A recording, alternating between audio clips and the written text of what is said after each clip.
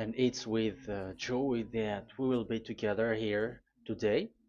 Time has come for us to follow this teaching, and it's the number 14. And for today, it's really a teaching that we are going to listen. It's an explanation about the law with that YAHVAH, the true words about YAHOSHUAH, and how people twist this truthness which brings disaster to your way and of course on this earth planet. So now let's pray together before everything that we're going to talk about. And the title is Jesus is completely false. He makes you sin and you are lost to hell. So I'm going to explain it to you. I'm going to give you lots of proofs to prove you that you will be thrown to hell if you don't listen to this salvation. And this is about love. That's why we do it. Yes, I have to give you notice that our teaching may be long, it will be long, but the most important thing is you know the truth, so that you know the truth. Because it's so important to talk about that. Like Jesus is completely false. Jesus is completely false, and he makes you sin and cause you to be lost to hell, and that is really it. And we're going to talk about the proof about that. Does that make sense? The answer is it does make sense. But before everything, I have to make this remark to you. Lots of you say that we are speaking ill and criticizing, speaking ill to Jesus. First of all, the answer is Elia has never speaking ill to anyone, but Elia said the truth. But if Elia said the truth, will you will you make him guilty? If I say that there is someone who's gonna die and will go to hell, and I have proof to tell you that, and it's true, and I told you that this is the proof that you're gonna go to hell and the God that you follow is false, does that mean that Elia has no love? Does that mean that Elia is making defamation? Does that mean that um, Elia should not say something like that to anyone? But even you know that if there is someone who is in danger, death danger, even you're gonna scream and yell like, "Hey, hey, come back!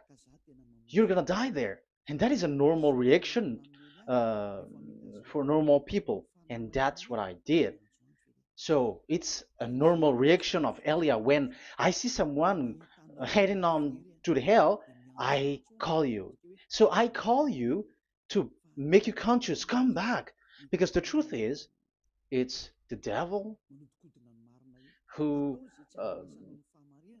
try to twist the truth so that you don't hear the truth.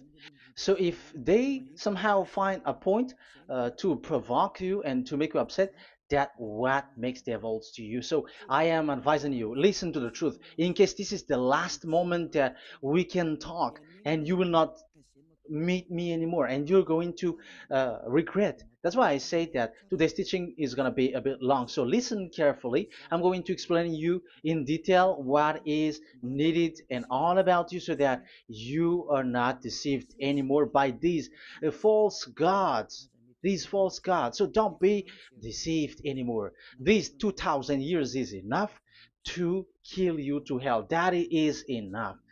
Okay, let's carry on. It was just an introduction. And how about speaking ill about Jesus? No, it's not about that. He is already bad because he throws people to hell because he makes them sinners. But it's so dangerous that I'm going to tell you here are as follows are the deception that he did to you. So first of all, take down for you who are taking note. Write one. Hasn't Jesus made you sinners from the beginning? That is the question that I'm asking from this very beginning. Hasn't he made you sinners? Because whoever followed Jesus, because I have been to America, India. Um, okay, these are out of Africa. I've gone to Togo and Comoros. These are the countries that I have visited. I have gone to Ethiopia also. I have visited Ethiopia. So these are the countries that I have visited, and I talked to the people there. So what we can see with the people who live there, those who follow Jesus or Christianity, they all say that they are sinners, especially those who call themselves as Christians. They are fake Christians. What makes them Christians? Yeah, Christians is already a bad name. Why? Because these false god has taken it. So even the name has changed. So it brings the name of a false god, so it's not good. But the meaning of Christ means the anointed one. So those followers of Jesus or Jesus, they all say that they are sinners.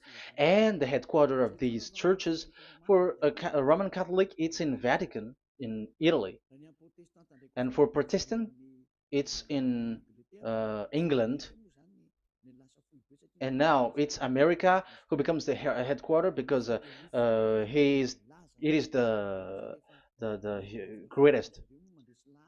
And however, we um, we have convinced them, but they American and all these countries have insisted that follow those who follow Jesus must be sinners, and it doesn't make any sense that someone becomes no longer sinner, because when they as long as we carry the sky above, we must be wet, and when we walk on this earth, we must be stumbled. So all Jesus followers must be followers. However, according to the Holy Scripture, it is said God doesn't listen to sinners. Isaiah, let's read that. Where is it? Isaiah 59 verse 1 and 2.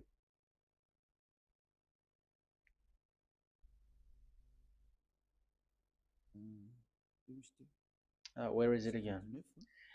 59, Isaiah 59, 1 and 2. Oh, Isaiah 59, verse 1 and 2. We can we can read it on the screen. Surely the arm of Yahweh is not too short to save, nor his ear too dull to hear. But your iniquities have separated you from your God.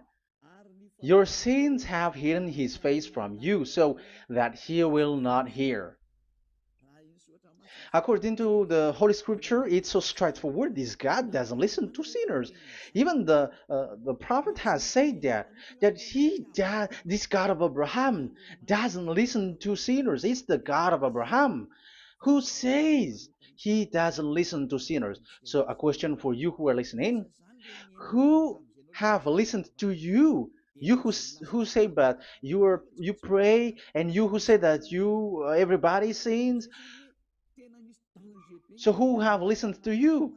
You can see that there is a great danger of your spirit when you die. So I am not saving your flesh. Yeah. So the flesh, it's not a problem if it dies, because it get back to dust.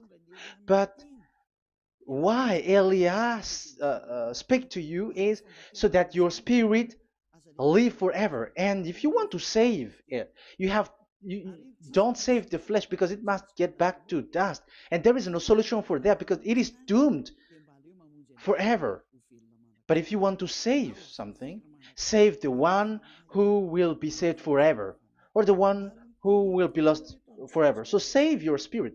And the words that I'm bringing to you now is a word to save the spirit. So this is make my word. This is as introduction. Don't make it one, because there is still point one, two, three, four, and so on after. So right as this is an introduction. So here it is so straightforward. Those who are um, wrongdoing and sinners, God doesn't listen to them. Let's emphasize that word. Where was it? In First John. We're gonna read First John. For the glory of my beloved Dad and my beloved Yahushua. First John chapter 3, verse 5 and 6. Yeah, you can show it on the screen. Yeah, I think it is a little bit small. But you know that he appeared so that he might take away our sins, and in him is no sin. No one who lives in him keeps on sinning. No one who continues to sin has either seen him or known him. So here the words of God is clear. Sinners has neither seen him or known him. You have not seen him and you don't know him. So you can see with that it's dangerous. However, Jesus or Jesus has taught you from the beginning that those who follow him are sinners and no one is washed away from their sins. And even you were encouraged like, God understands you, he feels you, so he knows. That's what makes him God. How can he understand? Those who sin has neither seen him or known him. So isn't that a dangerous? Isn't that dangerous? So shouldn't one calls you when you are in danger? That is Elia. He calls you, hey, come back. Devils kills you, and sinners will go to hell. Okay, let's read the verse 8. There is something really dangerous here, and even here it's really dangerous. Listen carefully. John, 1 John chapter 3, verse 8. The one who does what is sinful is of the devil, because the devil has sinning from the beginning. You can see with that. According to the Holy Scripture of the Jews, sinners are from the devils. So who is the God who made you sin? That is the danger. You should be conscious because sinners, and exactly you were a sinner. Even you were bargaining to be a sinner. Even you were crying like you were unworthy, and you were sinners, and you must be a sinner according to what you said. However, it is said that these people are from devils. How can't Elia stand up when Elia sees that danger because of what Jesus did to you? So how can't Elia speak to you and tell you? So is Elia wrong to tell you, listen to this word, and I have given you a proof that you're gonna die? Will you not do the same thing? If you were in the place of Elia, you will be like, hey, don't do that. Come back. And is by saying that doing wrong? Does that mean that it's someone who doesn't have love? Or provoking someone for fight? No. When Elias is someone who is in danger, if that person wants to be conscious, why don't we save him? But otherwise, it's up to them. But it's the responsibility of Elia to advise, to teach. But if you want, if you choose to dive into hell, so keep going on. I will not go into involve into that. But there are lots of people who were looking for salvation, and you were included.